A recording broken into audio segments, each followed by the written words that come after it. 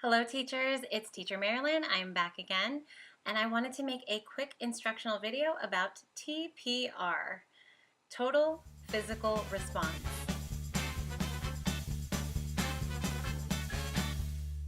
I'm sure that you've heard quite a bit about TPR or at least heard it mentioned if you are in the application process for VIPKid.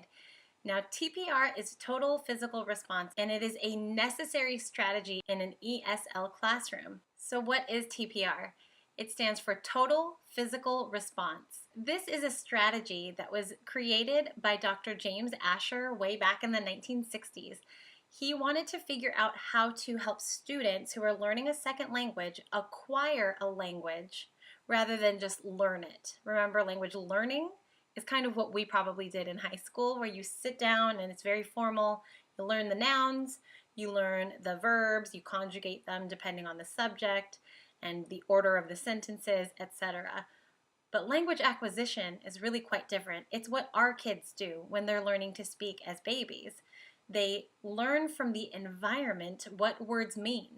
We use gestures, we use symbols, and we use actual objects in order to communicate something specific to a child. So TPR is the combination of learning concepts, words, vocabulary, language, and taking an action to fuse them together to help the brain to acquire the language more quickly. It gets that information into the long-term memory because it associates both sides of the brain.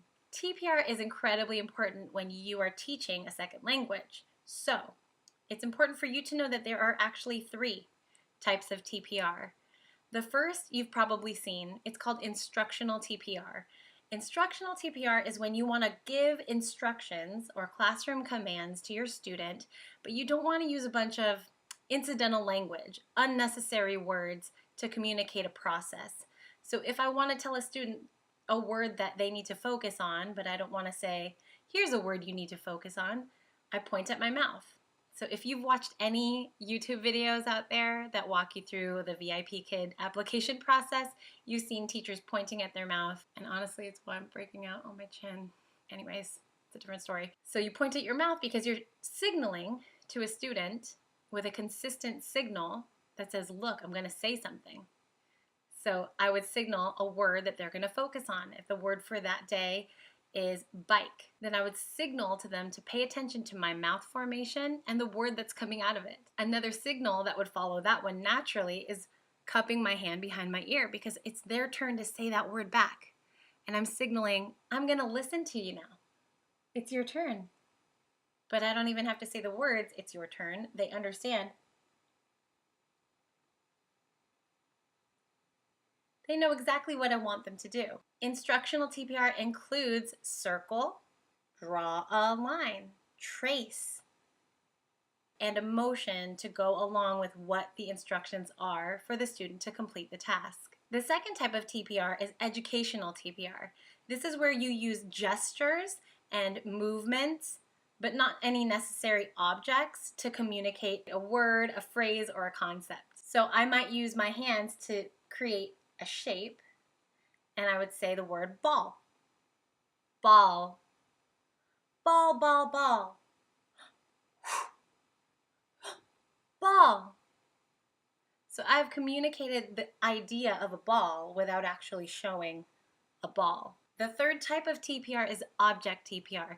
This is where you have a student get something from their environment that's going to help them make a connection between what they're learning and what is already around them. So this could be an actual prop. So if strawberry is their target word, if they have strawberries, you can ask them, strawberry, strawberry? And if they have one and they show it to you, they have made a direct connection between a real life object and the vocabulary word that they are learning. You can also use this in a more abstract way for concepts such as this, this pen. Do you have a pen? And you have your student pick up a pen. You can illustrate the concept of this pen, that pen, that pen, this, that. You get the idea. And so object TPR is really a fun way to incorporate things in your environment and the student's environment. You would use things that are already there. Okay, if you've stuck around this far, here's the key. Here's the real thing that makes TPR TPR. It is not just a teacher doing all these motions. It is not just a teacher giving all these instructions. It is not just a teacher finding all the right objects. It is total physical response. Exactly. You got it. And if you said it, you just incorporated TPR between you and me right now. The student has to respond by doing the same action. When it's their turn to talk, have them point at their mouth so that you know that they understand that what they're saying is what you're listening to. Have them get a pen and physically respond by holding it near to them and saying, this pen, this pen, that pen. Have them actually hold pretend handlebars and pedal while they say the word bike. I hope that this has helped clarify what TPR means. I can't wait to see how you do this in your own class. Happy teaching!